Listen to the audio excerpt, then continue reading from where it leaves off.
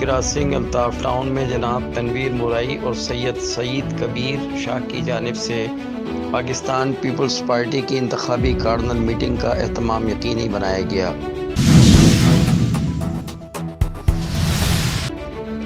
Pakistan Peoples party کی جانب سے کرنگی کراسنگ الطاف ٹاؤن میں منعقدہ انتخابی کارنر میٹنگ میں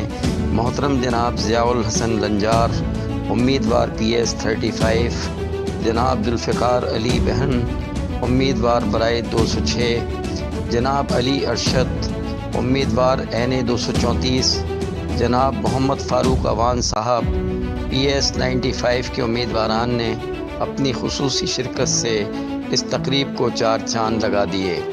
کرنگی کراسنگ الطاف ٹاؤن کی انتخابی کارنر میٹنگ علاقے کی عوام کی جوش و خروش سے ایک شاندار جلسے میں تبدیل ہو گئی۔